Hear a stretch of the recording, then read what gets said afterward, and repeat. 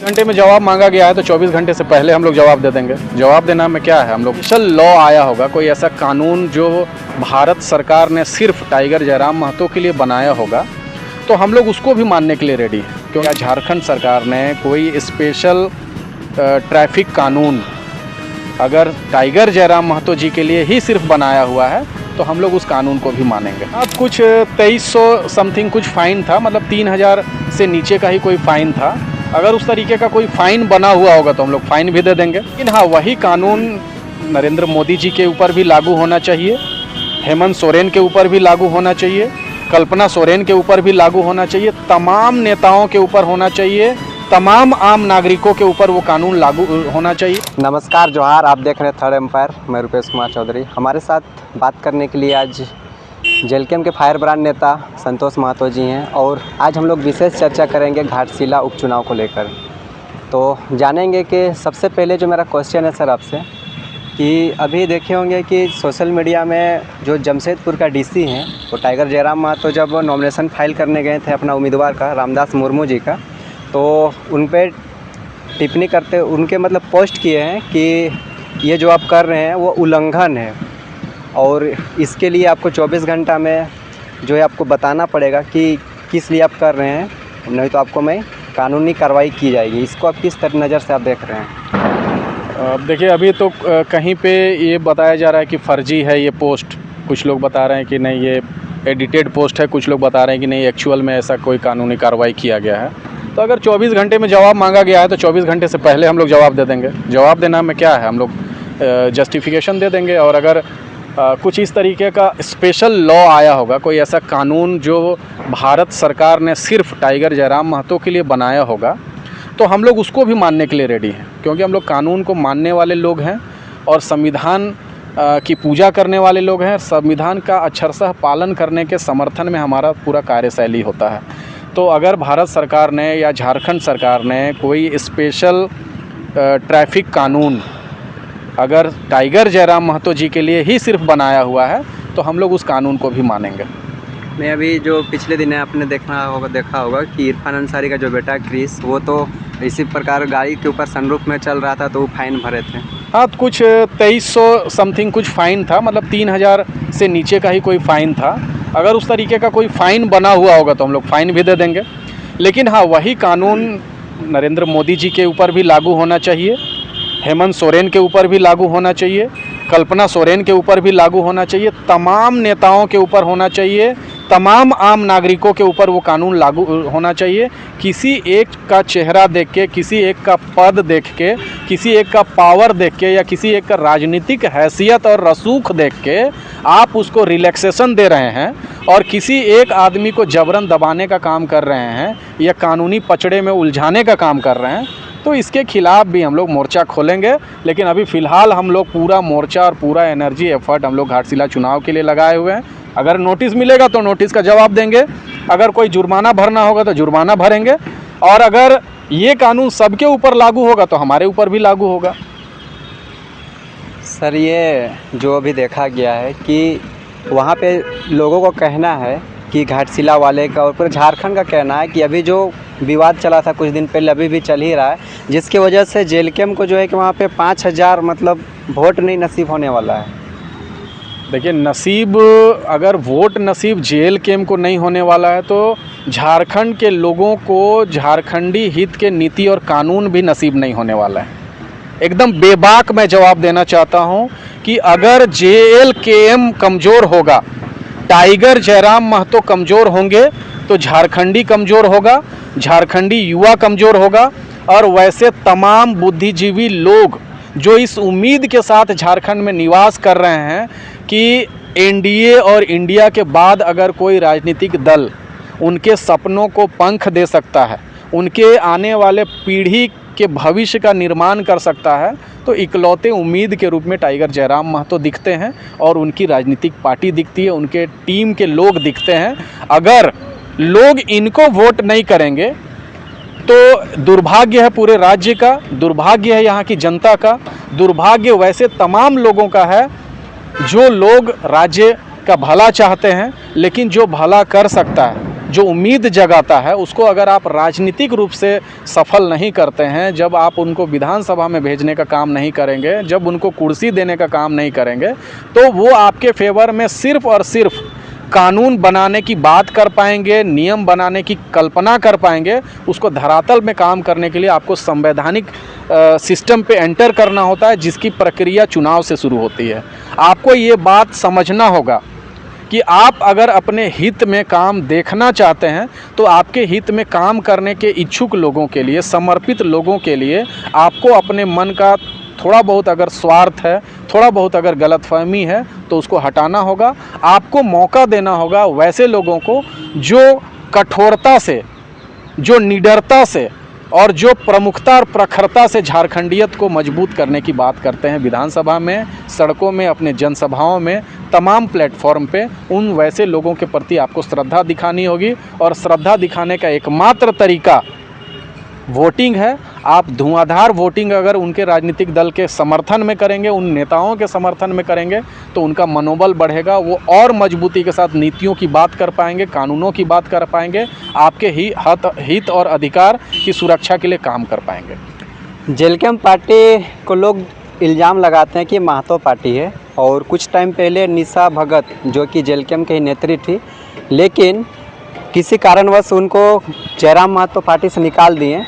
उनका साफ तौर पे कहना है कि जेलकेम पार्टी वही उम्मीदवार को सपोर्ट करता है जो महतो है। तो रामदास मुर्मू जो घाटशिला उपचुनाव में है, वो तो महतो नहीं है। क्या महतो जो टाइगर जयराम महतो हैं या फिर आप महतो, क्या आप लोग उनको सपोर्ट करिएगा उनको विजय बनाने में, या सिर्फ ऐसे ही सिर्फ उनको उठा दिए चुनाव में और बाकी सपोर्ट नहीं कीजिएगा? जब राजनीति की बात आती है तो जितनी मुंह उतनी बातें होती हैं, हर मुंह पे अलग बात है। लेकिन अगर आप यूनिवर्सली, अगर कलेक्टिवली अगर बात करेंगे, तो हर कोने से, हर तबके से यही आवाज़ आती है कि निजी स्वार्थ में अंधे होकर अगर कुछ लोग आरोप लगाते हैं कि ये किसी जाति विशेष का पार्टी है, तो वो एकदम बेबुनियाद बात है, और एक सिरे से हम लोग उसको खारिज करते हैं। तमाम आदिवासी, तमाम धर्म के लोग, तमाम मूलवासी और तमाम यहाँ के सदान, यहाँ के जो मूलवासी हैं, वो सारे लोग मिल के जयराम महतो को मजबूत कर रहे हैं, जेएलकेएम को मजबूत कर रहे हैं। तमाम जातियों के लोगों की भागीदारी है इस पार्टी में, तमाम संप्रदाय के लोगों की भागीदारी इस पार्टी में है, तमाम धर्मों के लोगों की भागीदारी इस पार्टी में है। इस बात पे सवाल कब का ख़त्म हो चुका है। बार बार अगर इस बात का सवाल अगर कोई उठाते हैं, तो उनके पास दूसरा कोई रचनात्मक सवाल नहीं है, दूसरा कोई विकासात्मक नीति नियम का कोई एजेंडा या कोई दूरदर्शिता उनके दिमाग में नहीं है। इसीलिए वो कास्टिज्म के आसपास ही गोल गोल घूम के अपना समय बर्बाद करते हैं। वहाँ पे बीजेपी चुनाव लड़ रहा है, बीजेपी का अपना बताता है कि मेरा यही है, मैं करूँगा जीतने के बाद। जेएमएम बताता है कि मैं ये करूँगा। अभी आप लोग जेएलकेएम का उम्मीदवार वहाँ पे खड़ा किए, पहले भी खड़ा किए थे, इस बार भी खड़ा किए, तो आप लोग का जो मुद्दा है वो क्या क्या मुद्दा है? आप लोग जीतिएगा तो क्या क्या मुद्दा पे आप लोग ज़्यादा फोकस कीजिएगा वहाँ का घाटशिला का विकास करने के लिए? वर्तमान समय में जो हमारी चुनौती है, वो इस बात की चुनौती है कि हम जो स्वच्छ राजनीति लेकर झारखंड में आए हैं, जो नई परिपाटी राजनीति में हम लोग तय कर रहे हैं, तैयार कर रहे हैं, जो राजनीति का स्वरूप पिछले 25 सालों में यहाँ के राज्य की जनता ने देखा है, झेला है और सफ़र किए हैं, उनसे निकालकर एक एक्टिव पॉलिटिक्स, एक फेयर पॉलिटिक्स की बात जेएलकेएम लेकर झारखंड में आई है। और हमारा अभी पूरा फोकस चुनाव लड़ने को लेकर है, और जो घाटशिला के आम लोग हैं, जो आम जनमानस है, उनके दिल दिमाग में स्वच्छ राजनीति को लेके, स्वच्छ प्रत्याशी को लेके, दूरदर्शी प्रत्याशी को लेके, इफ़ेक्टिव पॉलिटिशियन, इफ़ेक्टिव लीडरशिप को लेके कितना भरोसा हम लोग जमा सकते हैं, कितना भरोसा पैदा कर सकते हैं, कितना लोगों का दिल जीत सकते हैं, इस बात को लेकर हम लोग फोकस कर रहे हैं। रही बात चुनाव जीतकर काम करने की बात, तो जिस प्रखरता के साथ, जिस मुखरता के साथ इकलौते शख्स ने पूरे विपक्ष की भूमिका अभी तक झारखंड में निभाई है, अगर एक और विधायक हमारे साथ जुड़ते हैं तो उसी कड़ी को और मजबूती देने का काम करेंगे, और यहाँ के विस्थापित लोगों का